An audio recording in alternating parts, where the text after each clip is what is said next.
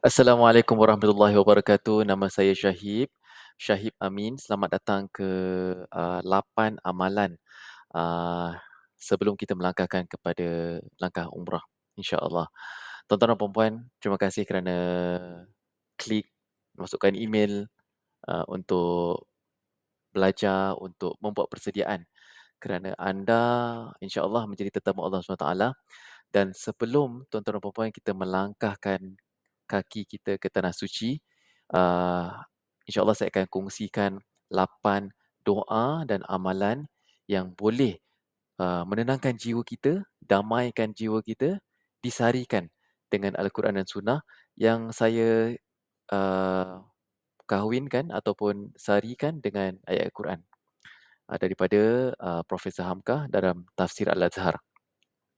Tuan-tuan dan puan-puan, sebagai permulaan kita di Rehal Travel ni, kita bawa jemaah ke umrah. Kita buatkan dia punya logistik, kita buatkan dia punya persediaan, kita bagi beg, kan, kita buatkan visa, kita belikan tiket.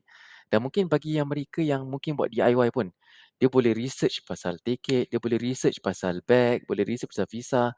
Tapi tuan-tuan dan puan-puan, saya perhatikan rata-rata jemaah kita ni bila kadang-kadang, bukan selalulah, tapi kebiasaannya mereka, kita nampak semua Alhamdulillah positif. Tetapi bila hari ke hari kita nampak ada kemurungan, kadang-kadang ada benda yang berat di dada. Bila saya lihat, oh, ada benda yang tak selesai. Ada benda yang tak selesai. Jadi bila kita ke tanah haram, tetapi kita masih lagi menanggung beban di tanah air kita, maka kita akan berat untuk kita ibadah. Sebab kita memerlukan fizikal, kita perlukan kekuatan fizikal dan kekuatan rohani untuk kita melakukan ibadah. Tuan-tuan, saya terdengar satu pesanan daripada Ustaz Fatris. Jiwa kita ni, badan kita, ibadah ni kita boleh buat sihat, kita boleh buat ibadah dan ditambahkan lagi dengan jiwa yang kuat. Kalau jiwa kita tu tak kuat, badan sihat macam mana pun tak boleh nak solat, tak boleh nak buat ibadah tersebut kerana malas, kerana penat.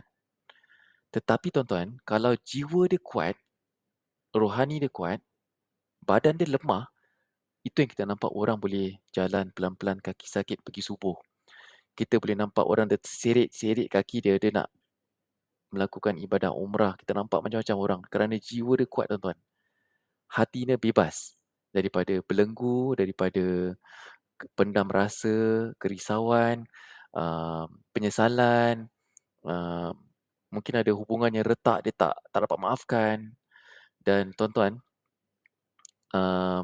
iman yang kuat ini, iman yang sentiasa berbolak-balik ataupun dia berkait dengan mulut atau dengan kata-kata kita, dengan doa-doa kita kepada Allah SWT.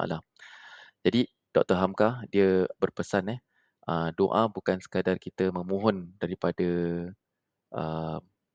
hamba yang kecil kepada Sang Pencipta, tetapi ia adalah tali hubungan yang menyambung jiwa manusia kepada nur ilahi. Kerana doa adalah satu proses yang dapat menggosok,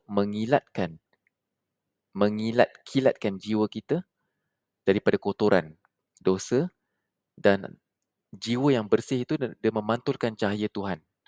Bila dia memantulkan, bila Allah nak bagi dia cahaya, dia dapat respon, dan itulah iman ataupun jiwa yang bersih yang dapat menerima keberkahan yang berada di tanah suci.